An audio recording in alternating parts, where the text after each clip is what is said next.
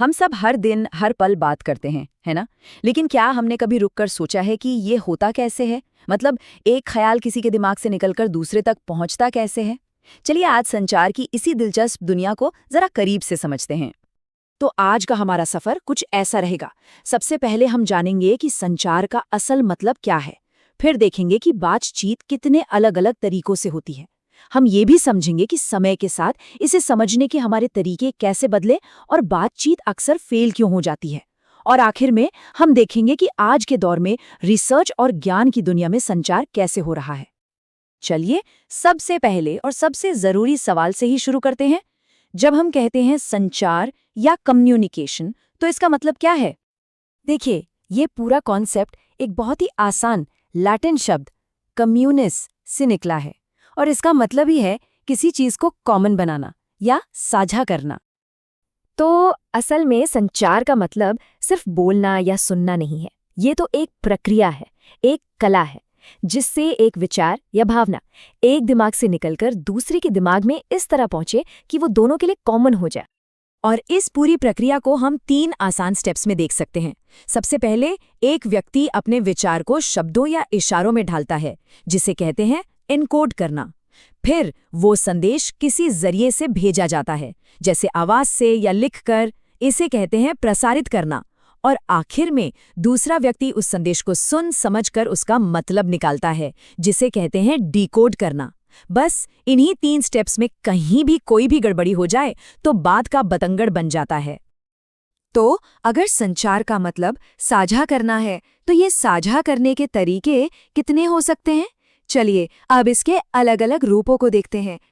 देखिए, संचार को हम कई तरह से बांट सकते हैं। एक तो इस आधार पर कि हम अपनी बात कह कैसे रहे हैं, बोलकर, लिखकर या फिर बिना कुछ बोले सिर्फ अपने हाव भाव से।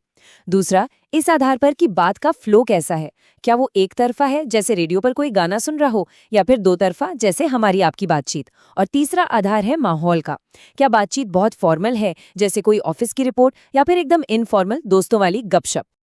और ये जो फॉर्मल और इनफॉर्मल का फर्क है ना, ये बहुत ज्यादा जरूरी है। फॉर्मल कम्युनिकेशन में नियम होते हैं, एक ढांचा होता है, जैसे ऑफिस का कोई सर्कुलर। वही इनफॉर्मल कम्युनिकेशन में कोई नियम नहीं होता, वो ज्यादा पर्सनल और आरामदायक होता है। और ज्यादातर गलतफहमियां तभी होती हैं जब हम गलत जगह पर गलत तरीके का इस्तेमाल कर लेते हैं।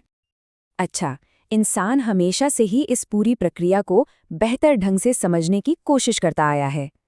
तो चलिए देखते हैं कि हजारों सालों में इसे समझने के हमारे मॉडल कैसे कैसे बदले हैं।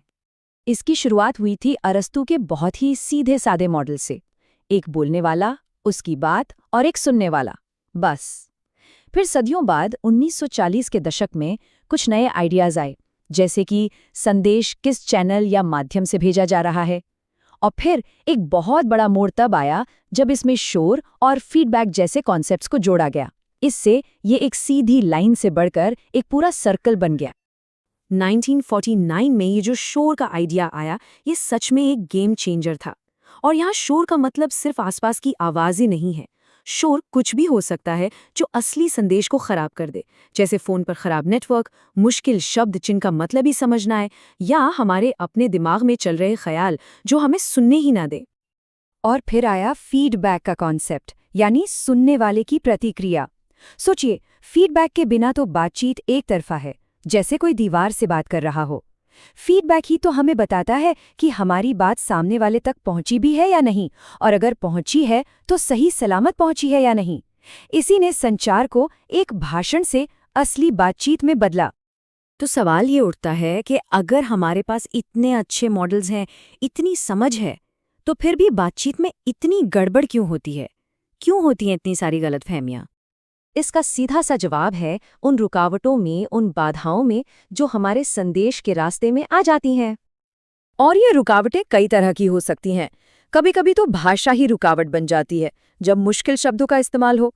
कभी-कभी माहौल, जैसे बहुत ज्यादा शोर या दूरी। पर सबसे बड़ी बाधाएं तो मनोवैज्ञानिक होती हैं, जैसे हमारा डर या हमारे पुराने अनुभव, जो हमें बात को उसके असली रूप में समझने ही नहीं देते। और आज के जमाने में तो टेक्नोलॉजी भी एक बड़ी बाधा है। एक खराब इंटरनेट कनेक्शन पूरी मीटिंग खराब कर सकता है। ठीक है, तो अब हम संचार के बेसिक्स और उसकी रुकावटों को समझ चुके हैं। चलिए अब इन सारी बातों को एक बहुत ही खास और ज़रूरी फील्ड पर लागू करते हैं कि आज के दौर में वैज्ञानिक और विद्वान अपने ज्ञान को पूरी दुनिया के साथ कैसे साझा करते हैं।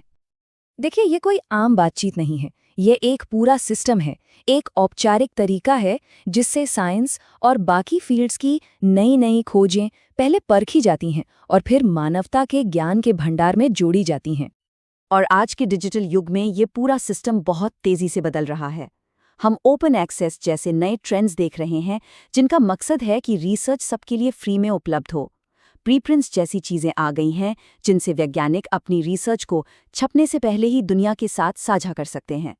ये सब मिलकर ज्ञान को ज़्यादा खुला, तेज़ और सभी की पहुंच में ला रहे हैं।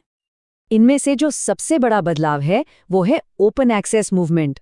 इसका एक ही लक्ष्य है कि ज़रूरी रिसर्च और ज्ञान महंगी मेंबरशिप वाली दीवारों के पीछे बंद न रहे, बल्कि इंटरनेट पर हर किसी के लिए दुनिया के किसी भी कोने में मुफ्त में उपलब्ध हो। तो ये सब हमें एक आखिरी सवाल पर लाके छोड़ देता है। आज जब हम सब एक ऐसी दुनिया में जी रहे हैं जहां हम पलक झपकते ही पूरी दुनिया से बात कर सकते हैं, तो क्या संचार के ये बुनियादी नियम, संदेश, शोर, फीडबैक, बाधाएं हमारे डिजिटल जीवन के लिए और भी जरूरी नहीं हो गए हैं? जरा सोचिए, हमारी इस डिजिटल दुनिया में शोर कितना ज्यादा बढ़ गया है।